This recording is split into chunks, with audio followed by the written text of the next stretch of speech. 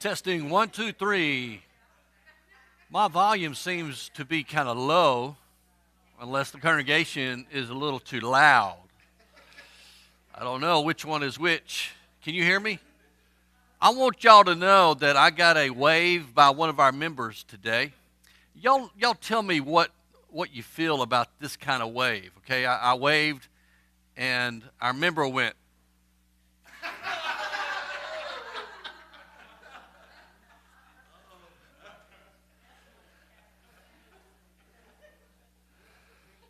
That's Diane for you. Elaine. She just pointed out your name was spelled very strangely on your email. Yeah, that's true. Well, the email I sent, I was told that I need to brush up on my pig Latin because I did it wrong. So anyway, how many read the email anyway? That's what I figured. Okay, we're in 2 John. We're going to finish that up and go right into 3 John.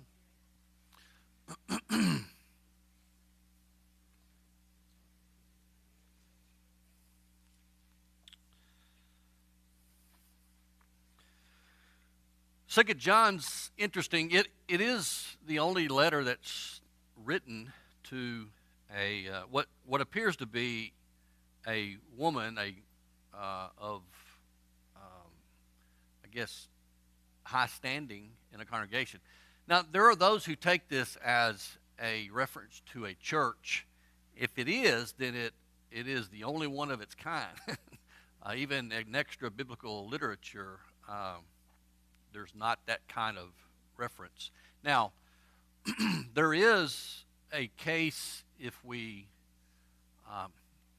if John is writing to a particular congregation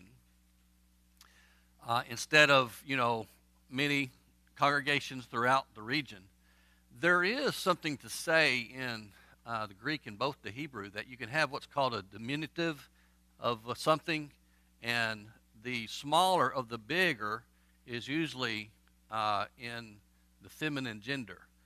It's like in Jonah, when Jonah goes to Joppa and he gets on a ship, it's a feminine gender. That's how they refer to a ship. It's like we would say, hey, come look, or look at her, if you're looking at their car or a big ship.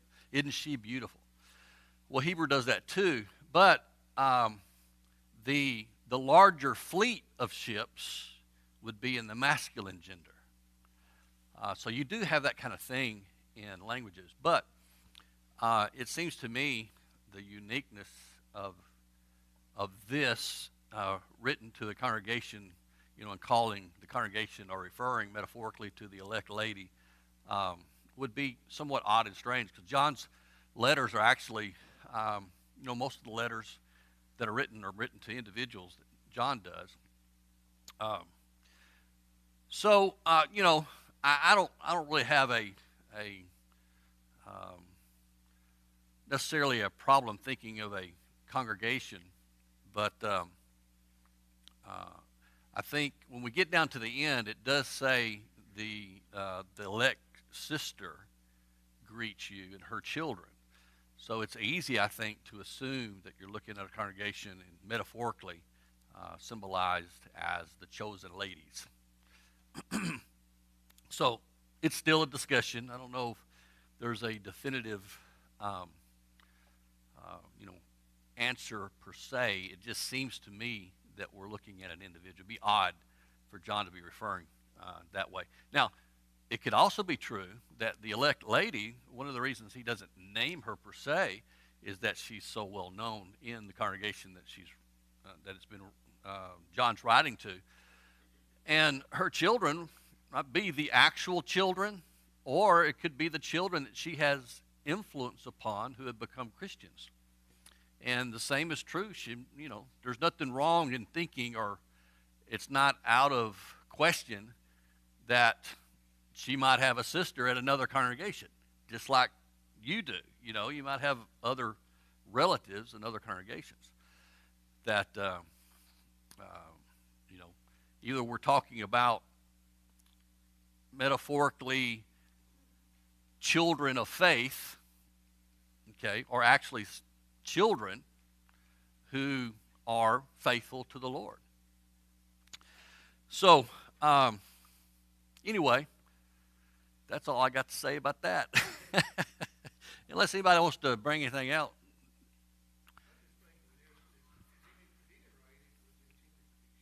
Yeah. Right. It is, most of the, well, all of the letters really become circular letters among the congregation as they circle about, and then they are brought together, and what we have is the Bible, the New Testament. So, but regardless of that, it's the message that I think is the significant part of 2 John. Now, we've looked at the importance of truth that's being mentioned here. We find that your children walking in the truth, just as we have received commandment to do so from the Father. So the emphasis in John is that of one can walk in the truth. Truth can be observed, it's objective, it's taught, it comes from God. Notice in verse 6, and this is love, that we walk according to his commandments. Now, John is the one who wrote, or recorded, if you love me, keep my commandments. So there's lots of parallels in themes in the letters of John and the Gospel of John. Truth is one of those major big themes in the Gospel of John. And so those who worship me must worship how? Spirit and in truth. My words are truth. So it's important to accept the fact that truth exists. God is the author of all truth. All truth is God's truth. This is one of the arguments we make in regard to the inerrancy of the Scripture. All truth is God's truth. God doesn't lead into error. God's not one to deceive. God is truth. So when people are seeking truth, and this is true in philosophy, which is supposed to be the search for truth, philosophy and theology kind of at times merge together because we have almost the same kind of passion, because theology is seeking God and understanding him. Philosophy is seeking truth in its basic, premise, but it really, God is truth. It all should come to God because he's the author, he is the epitome, he is truth. So I think if you think of truth that way, then you understand what Peter means in 2 Peter when he talks about the divine nature of God, that we have the divine nature, we're full of grace and truth. When we walk in the truth, we are participating in something that is of God. That's significant to me. That's a theological understanding or penning. So to reject truth and to say, you have your truth, I have my truth, it is a rejection of the God of truth, because that's not how the Scripture presents what truth is. So it is a slap in the face of God. Those who do that don't realize they're making themselves an enemy of God, because that is what the world and Satan would want you to believe, that there's many truths. We're all going to the same place, we're just taking different routes. Some are on Highway 14, some are on Highway 66, some are on, Highway 10 freeway, but we're all going ultimately to the same direction. That's not truth. That is putting oneself outside of truth and not participating in God and his nature and who he is. So I've heard all the time I have, lots of religious friends, as you do, grew up. Now, I wasn't raised in the church. I didn't have any religious upbringing except just the basic, this is right, this is wrong, moral things, stuff like that. I was converted my senior year in high school. And so I was under the impression that one church is as good as another. Everybody is searching for God. There are believers of Jesus in every denomination, So I was one of those. I mean, I remember it. I went to church depending on to the particular church of the girl that I dated. It didn't matter to me.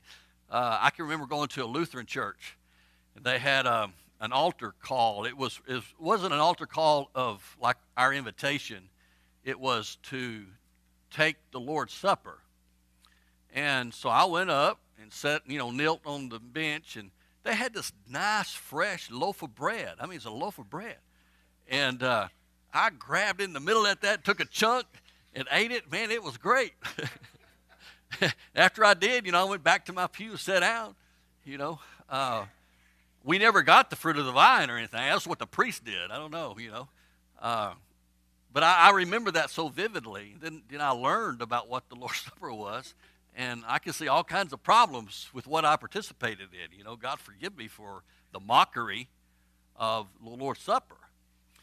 But see, the world has construed actions like that as being quite religious, noble, spiritual. Well, how you might describe what spiritual is may not be the truth.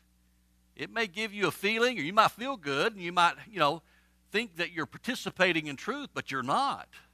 It's a farce. It's a deceit.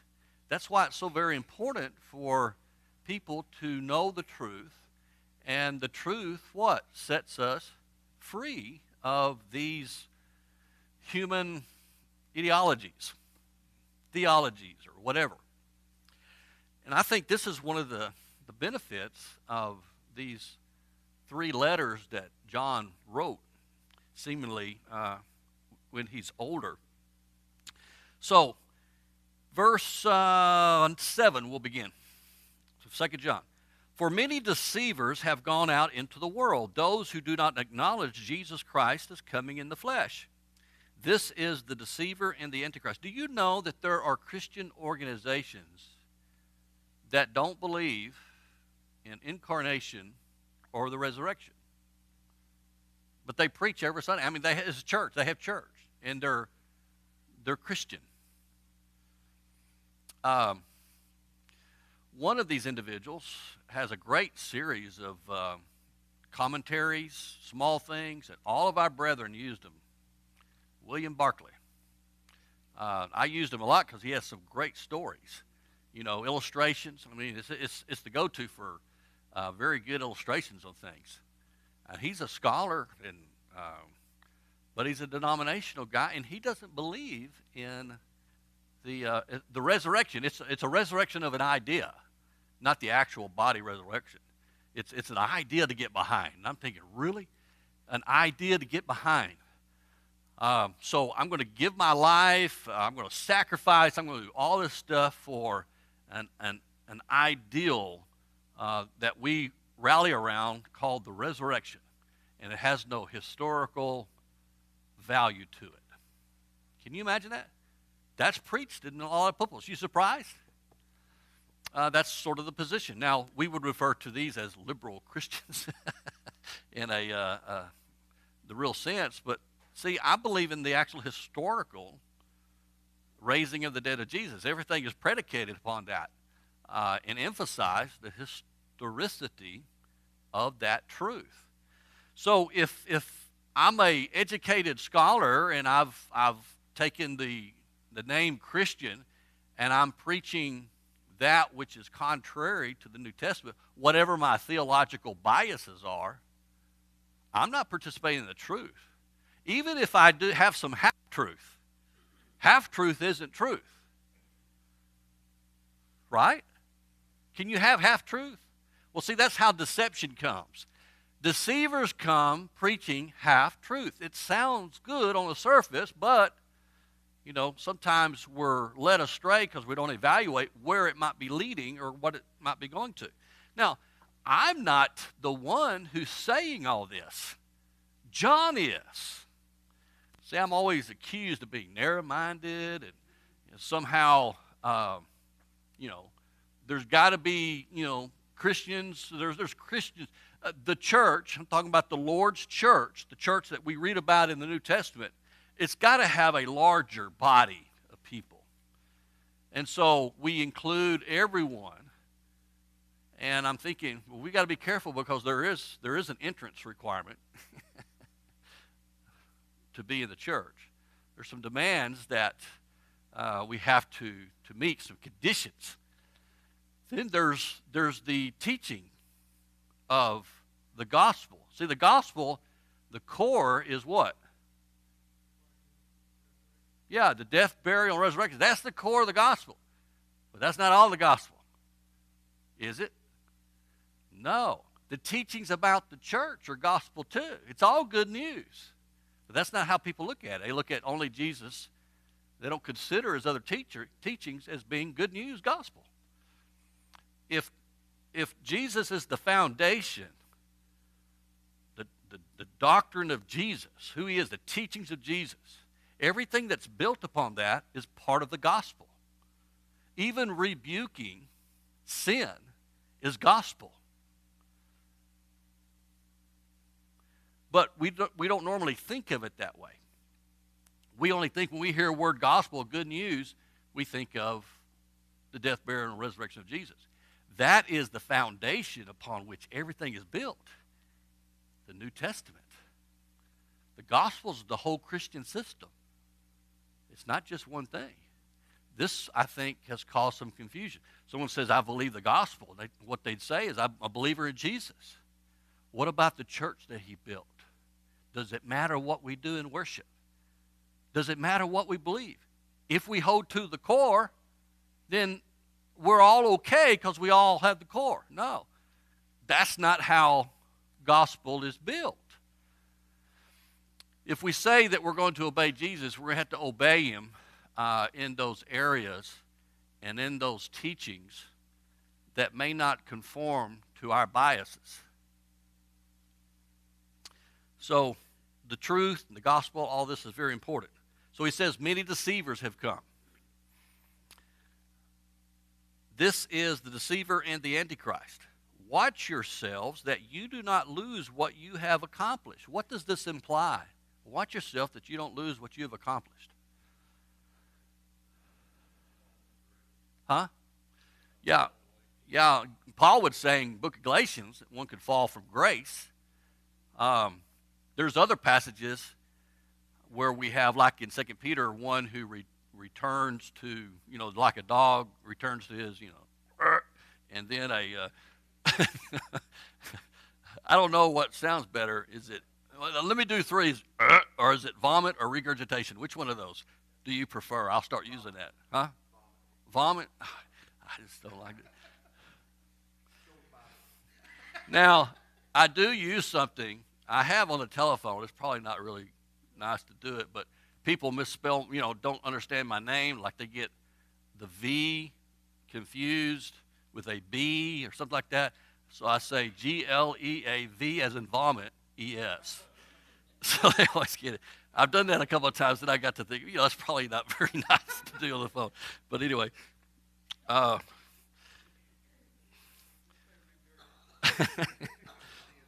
so anyone who goes too far, let me see, I'll go back up. Watch yourselves that you do not lose what you have accomplished, but that you may receive a full reward.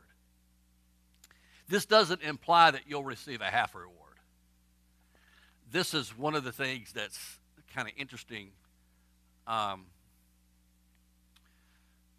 When you go into hermeneutics and people start interpreting the Bible, sometimes they interpret the Bible differently than they would interpret anything else, like regular speech or newspaper or whatever, because the Bible is mysterious. So during the Middle Ages, everything was metaphor and allegorical. So you had the writing, but then you had the writing underneath. And some of the allegorical interpretations of the Middle Ages are really bizarre and interesting and fun, actually, to share how people would construe certain things. But here you have this idea of, in other words, the writer is saying, don't be deceived, so you'll have the full reward. It doesn't mean, well, maybe I've done enough, or I did this, and it's okay, and I get part of the reward. That'd be fine if the reward's $1 billion and I get $1 million. I'm fine with part of the reward, right? That's not what he's talking about. That's not how he means it. We don't mean that in language either. He says, anyone who goes too far and does not abide in the what? What do you have? Teaching? Anybody have doctrine? King James? I know we got some King James people in here. Doctrine? Doctrine is teaching. Doctrine is comparable to Torah in the Old Testament, which is law or instruction is its main definition. Instruction, doctrine of Christ. For some reason, there's a pushback, or there has been over, 20 years or so, from this narrow-mindedness of doctrine, emphasizing doctrine. You guys are always doctrine. And I'm thinking, well, yeah, doctrine is the teaching of Christ. Why wouldn't I be? So the diminishing of this idea of doctrine, opens up a more latitude if you don't use doctrine, because doctrine's kind of indoctrinating. And I'm thinking, well, yes, we're being indoctrinated in the truth, aren't we? We're learning. There's concern in our culture that our kids are being indoctrinated to be activists and politically, and that they're not teaching. So parents have been rising up saying, stop this. And it's starting to get more of a clash. You've seen it in the news and stuff like that. Recently, I think in San Francisco, 2 or 3 school board members were recalled and booted out. That's interesting. Because really, Asian parents got involved. Said, we're tired of this, these Asian Americans. And so they said, we've got to say in our kids' education. Okay, what I'm saying is, all teaching is indoctrination. What we need is the right indoctrination. So what parents are saying is, when they go to school, they want the right indoctrination. Math, arithmetic, English, science.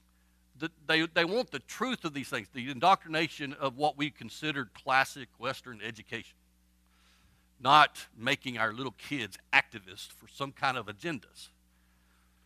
So I use that as an illustration that all teaching is indoctrination. We don't like that term because we use it in regard to cults and things like that, being indoctrinated, brainwashed. Well, not if you're taught the right truth. There's only one truth. There's not the right truth. Truth is truth. There's no competitor to truth. Everything that's not truth is false. So what John is concerned about in his older age is that the teaching of Christ, about Christ, is being challenged by what others have come into the congregation or among Christians that are teaching. And one of them is that Christ hasn't come in the flesh. Hasn't come in the flesh. Now, this of course becomes later Gnosticism, full-grown religious movement called Gnosticism, from gnosis, which means knowledge. It's a kind of a mystical understanding of things, real insight of these elitists who were Gnostics. What they proposed was that Jesus is not really one who came in the flesh but appeared that way, maybe like a phantom. There's other beliefs concerning the literal flesh and body of Jesus. The incarnation is emphatic about Jesus being born and all that. So there began a movement of challenging this belief in the incarnation of Jesus and the resurrection. One of the Gnostic teaching would say, well, if he were God, he couldn't be killed. It sounds like a good argument. How could God be killed? How could Jesus, Son of God, be killed? Okay. Well, that is one of the deep understandings of Christianity, that the Son of God submitted himself, took on bodily form to become the sacrifice that the Levitical system of the Old Testament talked about. The perfect Passover sacrifice, the lamb that's slain. So Jesus actually was killed as a human being. And one of the aspects of this that maybe we don't realize is I think he was rejected at the cross. I mean, when he was on the cross, because he had become sin for us. Not that he committed sin, he had become sin for us to sacrifice. And darkness came upon the earth, and my Father, my God, why have you forsaken me? On the lips of Jesus. So there is a period of time in which there is a separation. Now, I know there's some who say there was never a separation, but it seems to me that there's that idea of Jesus taking on sin and becoming the sacrifice.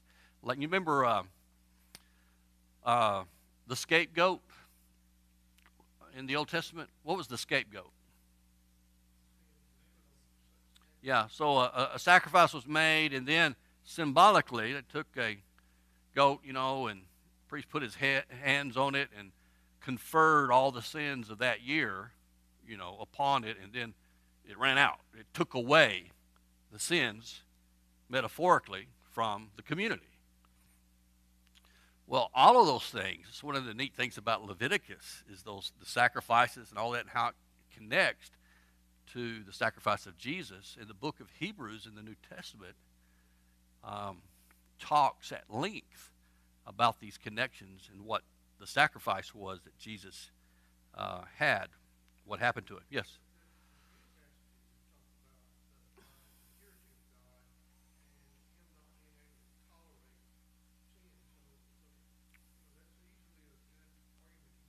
Yeah.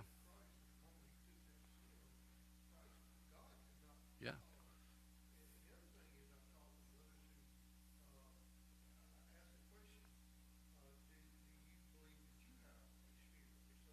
Mhm.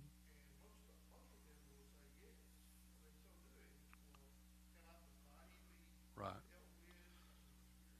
Yeah. Yeah. The soul being separate from the body being killed. Yeah. One thing we need to be careful about, though, and I've seen this by my dealings with the 80-70 guys. 80-70 guys and advocates of that position now say that Jesus was out of fellowship with God on the cross. That's absolutely false. If he was out of fellowship with God, he was a sinner. And he's not a sinless sacrifice. So it's one thing to say that God turned his head away, his eyes away, for just a brief period of time. It's quite another thing altogether to say that Jesus was out of fellowship with God. He never was out of fellowship with God. If he was, he'd be a sinner just like us. Yeah, all I know is he became sin for us. He took upon himself all of our sins, not his. That's how he could be the perfect sacrifice. He had no spot or blemish and became sin for us. I think the darkness and the cry is illustrating at that time some kind of, separation or something between the Father and the Son. To what extent, I don't know for sure, but I do know Jesus became sin for us so we might live, is the point. Now, to reject that, it's like one member at a congregation where I was preaching before, I was talking about the temptations. In all things, Jesus was tempted as we are, yet without sin. And he would take the position Jesus could not have been tempted. You know why? Because it's the Son of God. How could the Son of God be tempted? See, that's Gnosticism. That's kind of on the same plane of rejecting plain statements, but then coming up with various things that you think are implied by the text and not accepting what the gospel is. If he was not tempted in all things as we are, yet without sin, he could not be that high priest who understands. That's the whole point of how the book of Hebrews presents it. The reason we have confidence to go to our high priest is because he's shown that he cares and understands and will give us strength. Mm-hmm. Yes.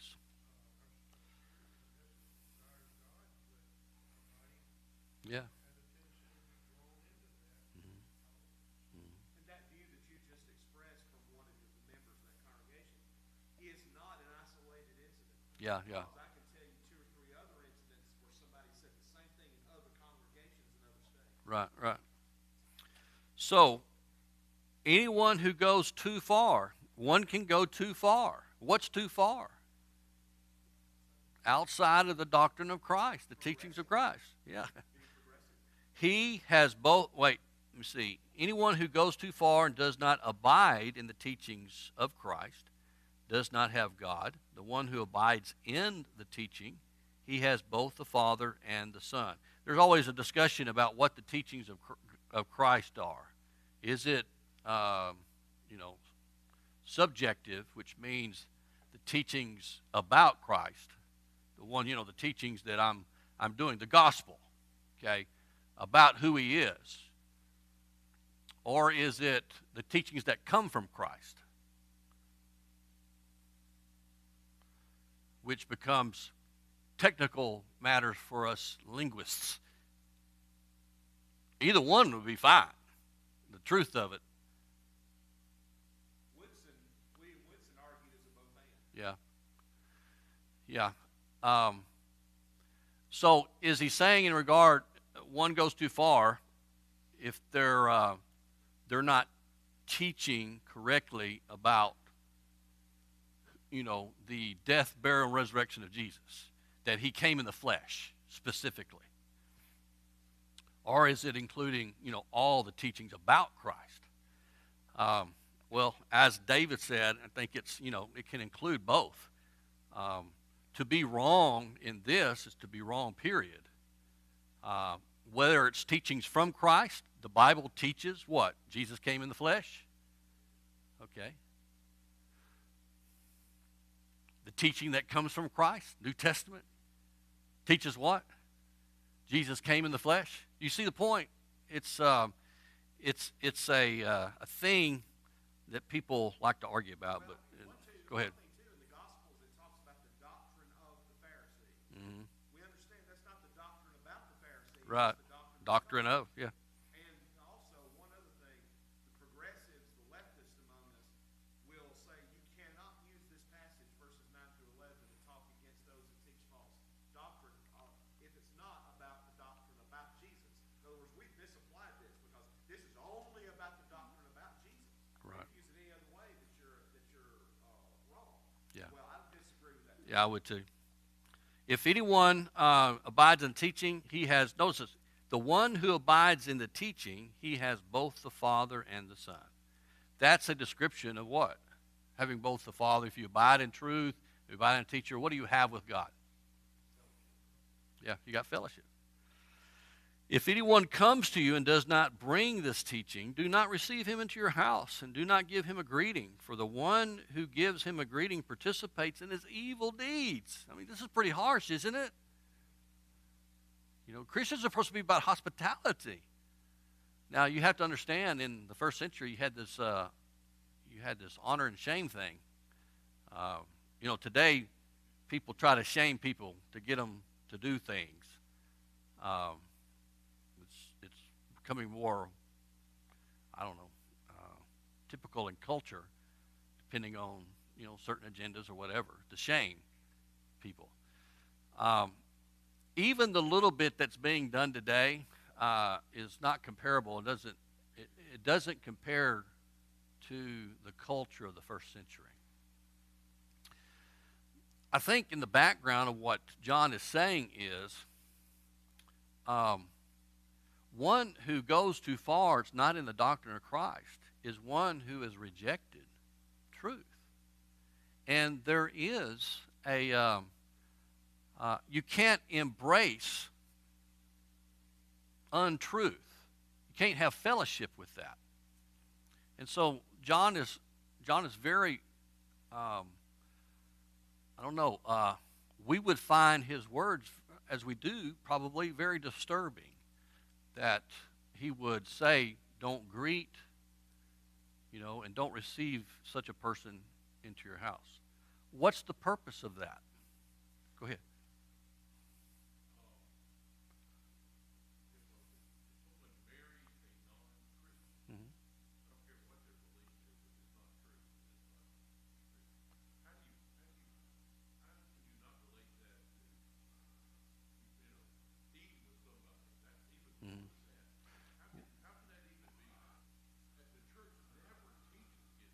Well, I think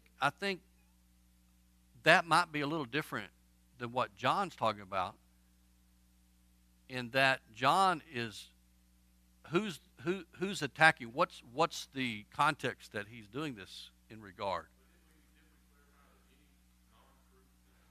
Right, but there's something different about this in regard to those who are deceiving. False teachers and those who are deceiving. I think, we have teaching in the Bible where you might have a Christian who's bound with an unbeliever. What's the advice? Remain in your marriage. So there's that evidently is not the apple for apple. Yeah. Mm-hmm.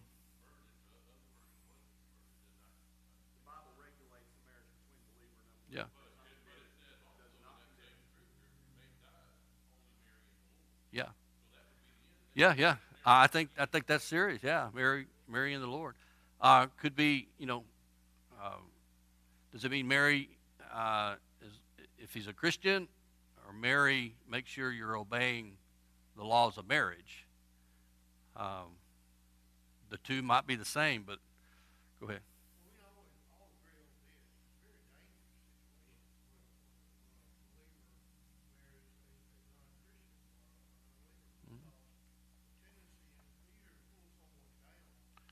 Right. There's always that. There's always that risk because of being bound to someone that might not share the teachings that you believe in. Multiple situations where somebody married a non-Christian, and the non-Christian was converted to the truth. Right. Became very faithful. Yeah. So if we Yeah. say that we condemn all of that, we're going against the New Testament. Yeah. By plain simple. Well, Right ahead, disagree. I think the context here has to do with the deceivers and the false teachers that are coming in.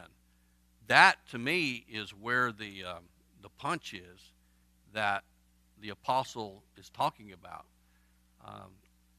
One is not to be participating in with deceivers and false teachers. I'll give you an example. You have someone that comes into a congregation with an agenda for whatever reason. They start meeting with other brethren separate from the church at night or whatever, getting, building rapport with some members. And they start building a relationship. When the relationship is strong and more members, then they then exercise try to exercise power and influence over the congregation. This is how splits occur if you're not careful. And a lot of times, splits in congregation come from someone who's come from outside and has identified and has begun a process of separating themselves from the other people of the congregation. So they're meeting together and they're, this congregation needs more. This congregation, the elders are sorry. These preacher is, he's too conservative, or whatever it might be, one side or the other. Then you start having these, it's to me it has to do with intentionality. The deceivers, they're identified and they're bringing teaching that's not conforming to the teachings of Christ. These are the people, this is the situation that Romans deals with and others concerning the rejection of such individuals. Don't associate with them. They are to be rejected. What were you going to say?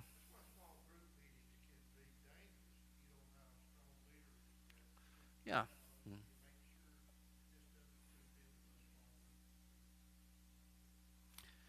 They could be, occasions where they chew up preachers and elders and other members and spit them out. That can happen in small groups.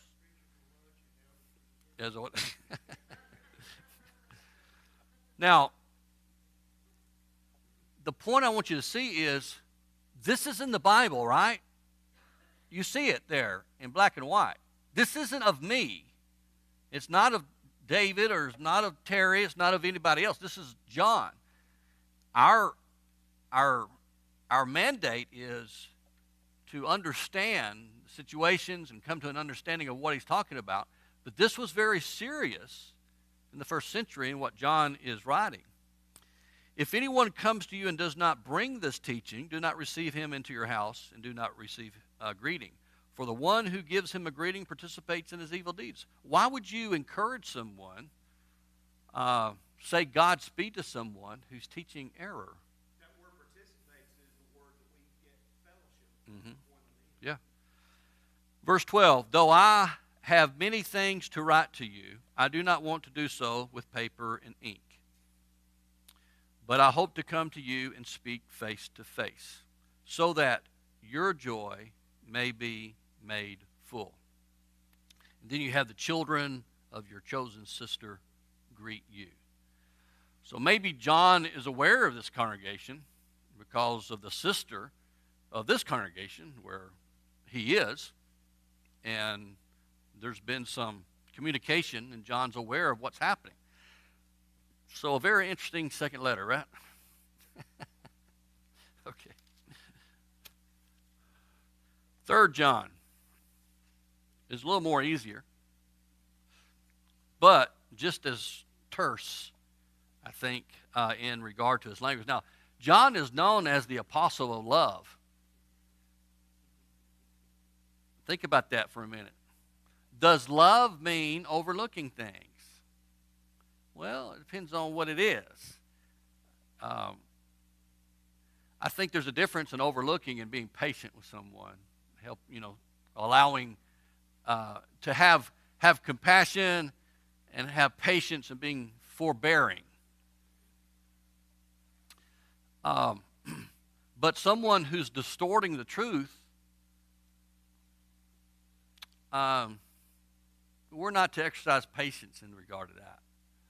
Because that's a direct rebellion against God, and we certainly don't want to bid anyone like that Godspeed.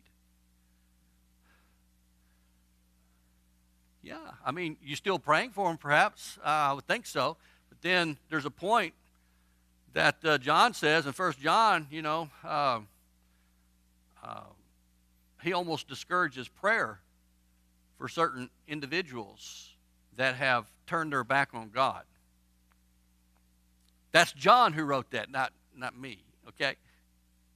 Now, the reason I'm saying that is I don't care about taking heat. Bring it on. But what I'm saying is, don't confuse, that preacher was very harsh in class. Well, I'm not being harsh. Who's being harsh? John is. So your battle, your beef is with John. Go home and read it and understand what John is saying. He's the apostle, not me. Being mad at me doesn't do you any good. John still has what he says. If you fire me, I don't care. It still says the same thing. See what I'm saying?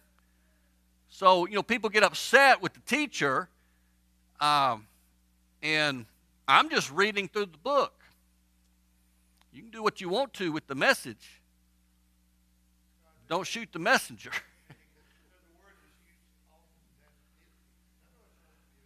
Yeah. Mm-hmm.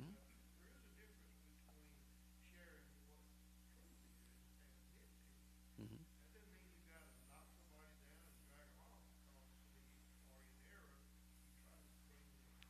I think we speak the truth in love. We always have a gracious thing. But those who are persistent as false teachers and everything, I don't feel a need to, how should I say it, to exercise hospitality to them. They've gone from us. That's what John's saying. The idea is you're accepting them in your house and you're giving them financial support, you're giving them moral support. Just continue on what you're doing. We just think you're doing a great job. That's what's going on. Yeah, and to participate in that is to participate in what's wrong and evil. So, okay, time's up. I finished 2 John. I've mentioned 3 John, but we haven't started it yet. Stuff is good, man. I love it.